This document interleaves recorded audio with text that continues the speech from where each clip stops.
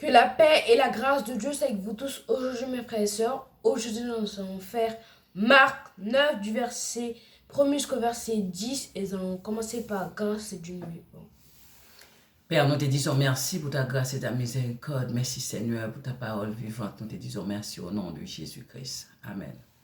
Amen. Comme je l'ai dit avant de prier, nous allons faire Marc 9 du verset 1 jusqu'au verset 10 et nous allons commencer par la grâce du Seigneur vivant. Amen. Il leur dit encore, je vous le dis en vérité, quelques-uns de ceux qui sont ici ne mourront point qu'ils n'aient vu le royaume de Dieu venir avec puissance.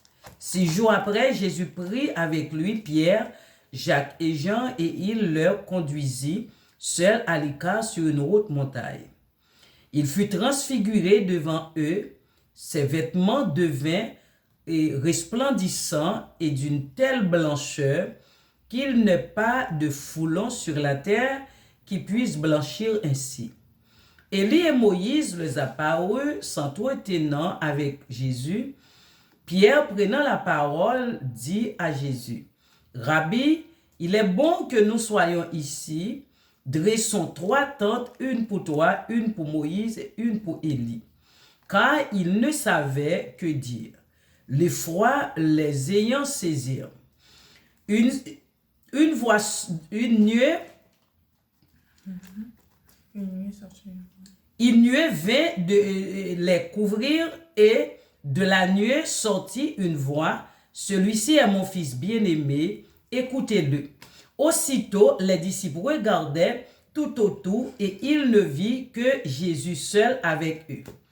Comme ils descendaient de la montagne, Jésus leur recommanda de ne dire à personne ce qu'il avait vu, jusqu'à ce que le Fils de l'homme soit ressuscité des morts.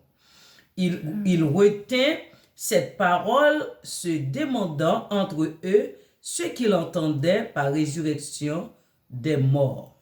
Amen. Amen. Que la paix et la grâce de Dieu soit. Amen.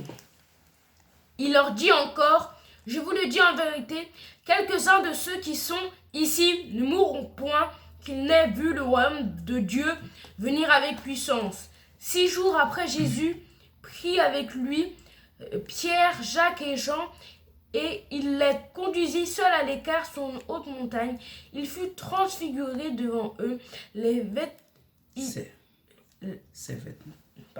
Ses vêtements devinrent resplendissants et d'une telle blancheur qu'il n'est pas de foulon sur la terre qui puisse blanchir ainsi. Élie et Moïse leur apparut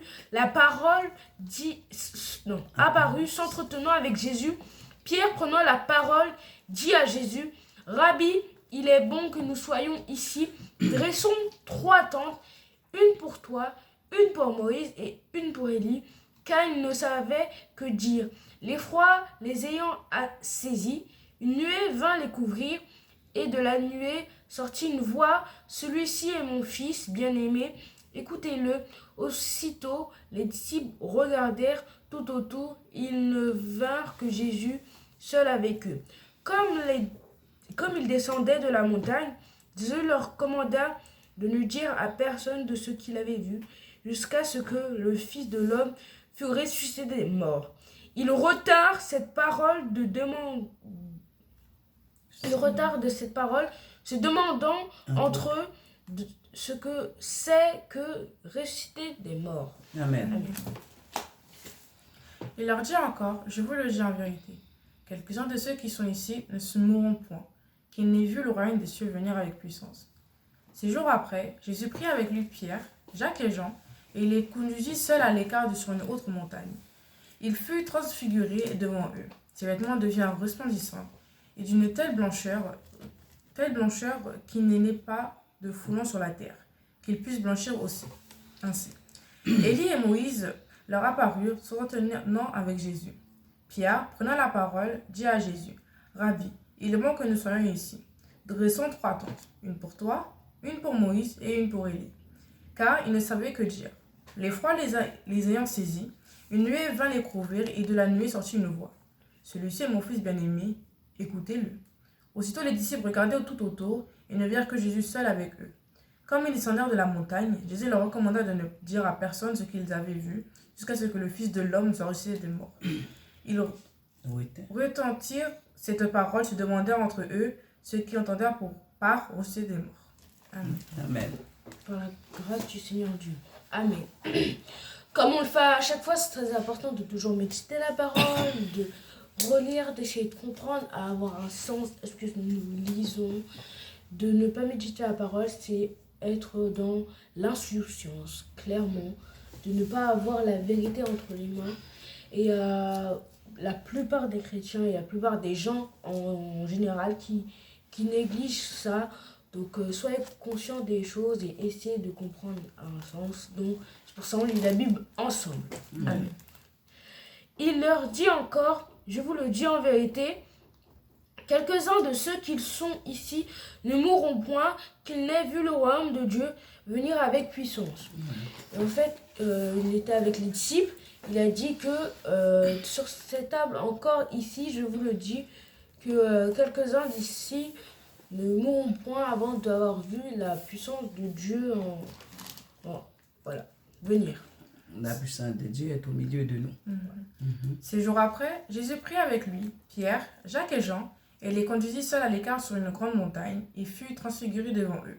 Du coup, après, ces jours après, il a pris les 3 disciples les plus proches qu'il avait sur le moment. Du coup, Jacques, Pierre et Jean. Et du coup, après, ils sont partis dans la montagne, je pense, pour prier, mais plus en approfondi, alors que les autres disciples, bon, ils attendaient aussi Jésus. Et après, d'un coup, ils ont vu que Jésus s'est transformé en quelque chose qui est de divin, parce que Jésus-Christ, c'est sûr que c'est soit des divines, soit c'est splendide. Dans tous les cas, c'était quelque chose d'incroyable. Amen. Voilà. Ses vêtements devinrent resplendissants et d'une telle blancheur qu'il n'est pas de foulon sur la terre qui puisse blanchir ainsi. Et que donc ces vêtements sont devenus blancs plus que la neige, plus que le ciel, que les nuages. Et que c'était une telle blancheur, ça les éblouissait carrément. Donc, même que ce soit sur la terre, dans la mer, dans l'enfer, aucune blancheur comme ça ne pouvait exister à part Dieu et les autres. La gloire de Dieu. Voilà. Élie et Moïse leur apparurent en retenant avec Jésus. Du coup, d'un coup, Élie et Moïse sont venus parler à Jésus pour soit parler de la parole de Dieu, de dire ce qu'ils vont faire et tout. Et je pense que les disciples étaient surpris de voir Élie et Moïse alors que c'était des grands prophètes. C'est toujours des grands prophètes, mais sur le moment, déjà, ils ont dit oui, Élie et Moïse, c'était des gens qui étaient là depuis, qui sont normalement morts, même si on a dit qu'on fait 600 ans de vie, ils sont vraiment tous morts. Et voilà quoi, c'était un choc pour eux tous. Voilà. Pierre, prenant la parole, dit à Jésus, Rabbi, il est bon que nous soyons ici. Dressons 3 tentes, une pour toi, une pour Moïse et une pour Élie. Donc, il a dit à Jésus, Rabbi, ça soit bien que nous soyons ici. On peut dresser 3 tentes pour t'adorer. Une pour toi, une pour Moïse et une pour Élie. Comme ça, on a toutes nos choses de l'autre côté. Et du coup, il voulait prier les 3 en même temps. Est-ce que Jésus est égal avec les 2 autres? Non, vu que c'était quand même des prophètes envoyés. Jésus n'est non un prophète envoyé, mais une personne pour, Dieu, voilà, créateur. Donc, c'est la personne pour ici pour nous sauver. Car ils ne savaient que dire, l'effroi les ayant saisis. Du coup, après, comme ils ne savaient pas quoi dire et tout, ils disaient beaucoup les autres disent d'un coup, après l'effroi, encore une nuée, je pense, c'est venu d'un coup et tout, quelque chose qui les a surpris. Déjà, ils ont vu que Jésus s'est transformé. Encore une autre transformation, je pense, ça les a plus surpris que autre chose. Je pense que c'était vraiment le moment à être là, en fait. Voilà. Verset 7. Une nuée vint les couvrir et de la nuée sortit une voix. Celui-ci est mon fils bien-aimé. Écoutez-le. En fait, une nuée est apparue et de cette nuée, une voix est sortie et a dit celui-ci est mon fils, bien sûr, en parlant de Jésus. Il disait c'est mon fils bien-aimé, obéissez-le, voilà, écoutez-le. Donc tout ce qu'il dit, c'est vrai. Les actions qu'il fait sont bonnes et il y a toujours un terme derrière ce qu'il dit, que ce soit les paraboles ou les phrases normales. C'est pas les faux prophètes. Voilà. C'est pas un fake comme on dit, mais c'est pas un faux. Donc ce qu'il dit est vrai et vous devez croire en lui. Amen. Aussitôt les disciples regardèrent tout autour et ne virent que Jésus seul avec eux. Du coup, après tout ce qui s'est passé, ils ont vu que il n'y avait que Jésus, il n'y avait plus de Moïse, plus d'Élie, Même la nuée, non? Voilà, quand il n'y avait plus rien, tout était normal. Jésus reprenait ses activités normales alors qu'ils étaient sérieux, ils étaient juste surpris au début. Qu'est-ce qui s'est passé? Combien de temps? Même pas une seconde, je fermais les yeux, j'ouvre les yeux, je vois, il n'y a plus rien et tout. Donc je pense qu'ils étaient plus surpris que autre chose. Voilà. Comme ils descendaient de la montagne, Jésus leur recommanda de ne dire à personne ce qu'il avait vu, jusqu'à ce que le Fils de l'homme fût ressuscité. En fait, comme ils descendaient de la montagne, Jésus leur a pris à part comme il fait à chaque miracle, à chaque délivrance, à chaque guérison. Donc il vient, il prend les gens à part et il dit sévèrement, il recommande sévèrement de ne dire à personne ce qu'il a vu, même s'il y a des gens, des fois, ils voient, mais là, il y a vraiment personne d'autre, même pas les autres disciples. Donc ils étaient... Il y avait beaucoup de secrets. Voilà, même s'ils ils étaient tout le temps avec lui, donc ils pouvaient dire à personne, mais on commandait quand même sévèrement de dire à personne pour bien préciser. Ils entendirent cette parole, se demandaient entre eux ce qu'ils entendaient par aussi des mots. Du coup, après, je pense qu'ils ont bien compris la leçon, ils n'ont pas dit à personne avant que Jésus soit mort et ressuscité. Mais juste sur le moment, ils ont dit que comment ça aussi des morts? Moi, il va mourir, des morts, comment? C'est-à-dire, je pense qu'on aurait tous posé des questions aussi sur le moment, dire comment ça c'est des morts? Non, tu juste ressuscité ou juste t'es mort. Voilà quoi, je pense qu'ils se posaient beaucoup de questions et du coup, maintenant, grâce à la parole, on sait plus pourquoi, du comment et tout. Mais avant, je pense qu'ils étaient tous dans le déni et disent qu'est-ce qu'ils racontent. C'est vrai, c'est vrai. Une parole vaste, mais C'est pas logique ça. C'est vrai. Du coup, Oui, c'est fini. voilà, c'est fini.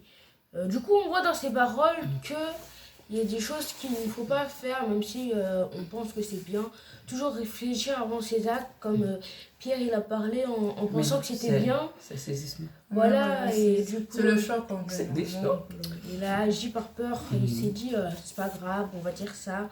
On pense que c'est bon, mais bon, faut réfléchir des fois, prendre le temps et garder son calme.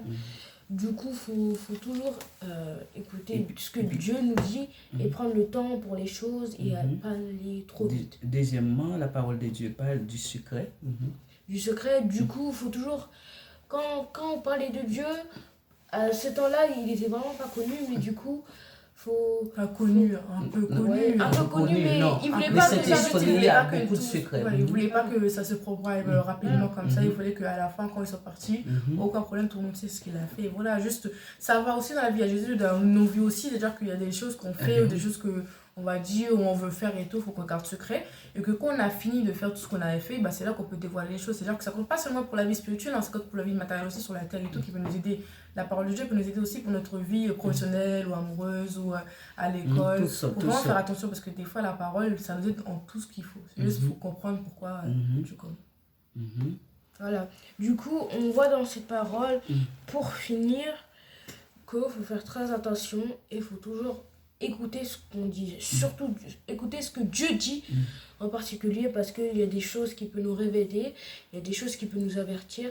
Donc, garder son calme, écouter Dieu et ne pas se précipiter. Là, c'est les 3 points importants qu'on lit. Et deuxièmement, nous devons rester au pied de Jésus-Christ. Voilà. Okay. Ça suit avec ce que je viens de dire. Du coup, avez-vous des questions pour la fin? Non. Du coup, on va prier pour la fin. Nous disons le Seigneur merci pour sa parole. La parole de Dieu, c'est la vérité. Voilà, j'espère que cette vidéo vous aura plu. N'hésitez pas à commenter, à partager ce qu'on demande le plus. Abonnez-vous, likez pour nous soutenir. Commentez si vous avez des questions ou des choses dans le genre. Du coup, on va prier pour la fin. Amen. Amen. Gloire à Jésus. Père, nous te disons merci pour ta parole bénie. Merci Seigneur pour ta lumière. Nous te disons merci pour ta grâce. Seigneur, merci. Merci beaucoup. Merci beaucoup Seigneur. Merci pour ta miséricorde. Que ton nom soit élevé au siècle des siècles. Que ton nom soit célébré, le Seigneur Jésus-Christ. Que ton nom soit levé au nom de Jésus-Christ. Amen. Amen. Que la paix et la grâce de Dieu soient avec vous tous aujourd'hui. Amen. Que le Seigneur vous bénisse, mes bien-aimés.